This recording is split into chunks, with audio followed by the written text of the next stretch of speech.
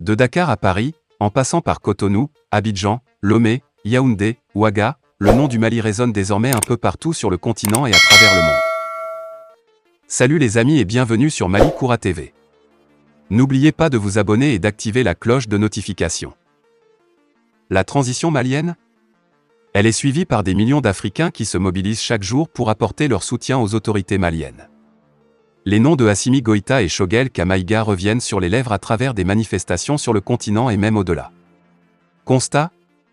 Le Mali est aujourd'hui porté à bout des bras par de nombreux panafricains qui ne cessent d'appeler les autres pays africains à s'inspirer de l'exemple malien et à s'affranchir d'une certaine tutelle extérieure.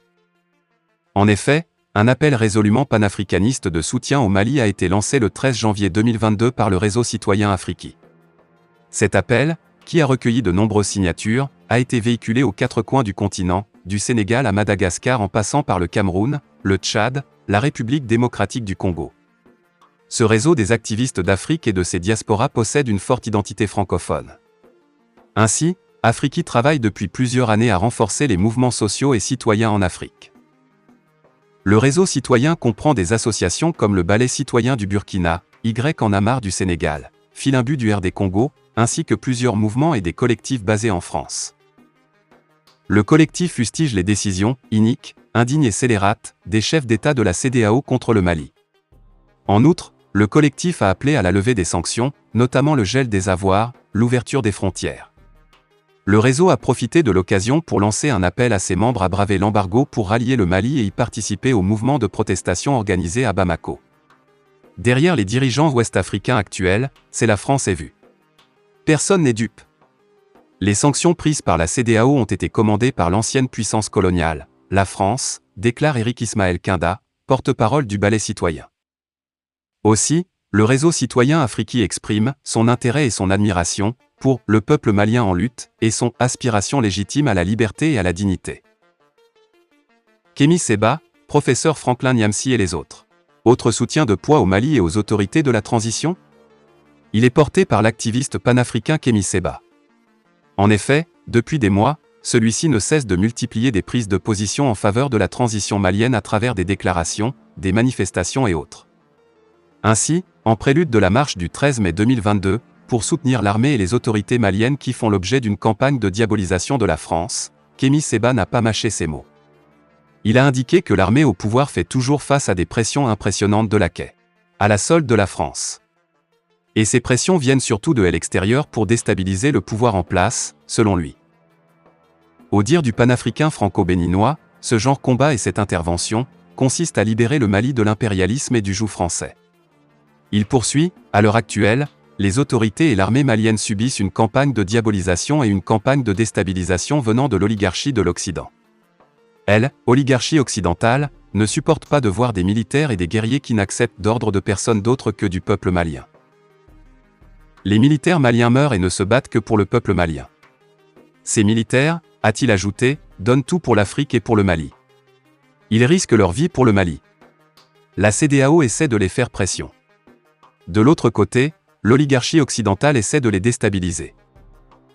Un des autres grands partisans de la transition est l'universitaire et panafricaniste, professeur Franklin Niamsi, conseiller spécial de l'ancien Premier ministre ivoirien, Guillaume Soro. Ce grand panafricaniste ne cesse d'apporter son soutien à notre pays et aux dirigeants maliens. Dans ce sens, M. Niamsi ne porte pas de gants pour dénoncer la France et les dirigeants de la CEDEAO. Pour lui, aucun doute n'est permis, le gouvernement de transition du Mali fait la fierté et la dignité du continent africain. Dans une publication, le jeudi 17 mars 2022, sur son compte Facebook, le professeur Franklin Niamsi se réjouit de la décision du gouvernement du Mali de chasser les médias français RFI et France 24 de son territoire, alerte. L'intox démantelé au Mali. Le gouvernement de transition du Mali fait la fierté et la dignité du continent africain. Voici ce qui mérite le nom de communication politique en temps d'émancipation. Félicitations chaleureuses de l'Afrique des libertés. Nous nous réjouissons d'être parfaitement écoutés, compris et même anticipés par le gouvernement africain du Mali. L'Afrique soutient le Mali. L'une des actions remarquables du soutien à la transition malienne a été aussi cette marche organisée par plusieurs jeunes Sénégalais rejoints par d'autres nationalités. En effet, le 16 février 2022, 18 Sénégalais, dont 6 femmes, ont entamé une marche dite « panafricaine Dakar-Bamako ». Après un trajet de plus 1320 km, ils sont arrivés dans notre capitale le 29 mars 2022. Ils ont été reçus avec tous les honneurs par les autorités et les populations maliennes. Cette marche panafricaine avait pour but de protester contre les sanctions injustes imposées à notre pays par la Communauté économique des États de l'Afrique de l'Ouest, CEDEAO, et de l'Union économique et monétaire ouest-africaine, UEMOA. À l'occasion de la cérémonie d'accueil des marcheurs, Kéman Diouf a demandé la levée immédiate des sanctions contre le Mali. Les sanctions de la CEDEAO sont injustes et inhumaines. Nous exigeons qu'il soit mis fin au blocus qui frappe durement les populations de l'Afrique de l'Ouest, a déclaré le porte-parole du groupe des marcheurs. Le Mali et le Sénégal sont un même peuple ayant les mêmes ancêtres. Notre présence parmi nos sœurs et frères en terre africaine du Mali signifie que la résistance doit d'abord être culturelle, a ajouté Eliman Kéman. Pour lui, l'heure de la libération du peuple africain et de l'Afrique a sonné. L'Afrique veut être libre mentalement, politiquement et spirituellement et son émancipation ne saurait, en aucune façon, se négocier. Voilà pourquoi nous sommes venus témoigner notre solidarité et soutien au peuple frère malien en lutte sous la direction du président Assimi Goïta, a-t-il dit. Et il met en garde, nous ne permettrons jamais que la déstabilisation du Mali arrive. Nous sommes désormais les marcheurs de l'unité africaine. Cette solidarité envers les autorités de la transition s'est aussi illustrée par plusieurs marches et manifestations diverses de soutien à travers le continent et hors du continent. Ainsi, le 22 janvier 2022, en Guinée-Conakry, malgré l'interdiction de la manifestation par les autorités de la transition, un groupe de panafricanistes militants n'a pu s'empêcher de se mobiliser dans l'enceinte du consulat afin d'exprimer le soutien et la solidarité de la Guinée au peuple du Mali. Ils ont affirmé « Nous sommes de cœur avec eux en tant que Guinéens, surtout en tant que panafricains ». Selon eux, les sanctions de la CEDEAO et de l'UEMOA contre le Mali sont disproportionnées et inopportunes. La CEDEAO devrait être une CEDEAO des peuples. Ses dirigeants devaient écouter le peuple malien et suivre la ligne directrice qui pourrait aider le peuple.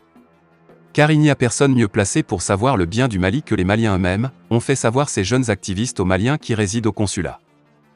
Au Burkina Faso, les forces de l'ordre ont empêché des regroupements de soutien au Mali. Mais cela n'a pas faibli la détermination des populations du pays des hommes intègres à manifester, à se faire entendre malgré l'interdiction des autorités.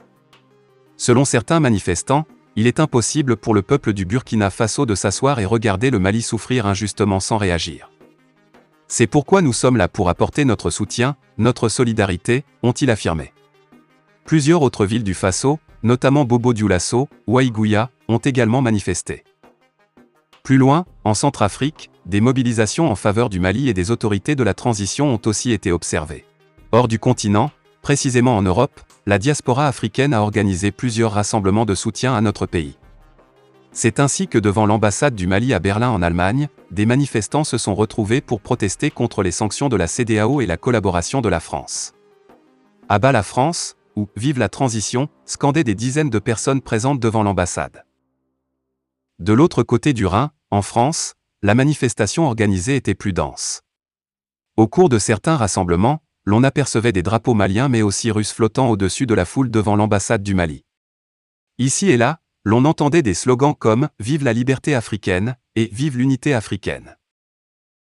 Fin de la vidéo, merci pour votre attention.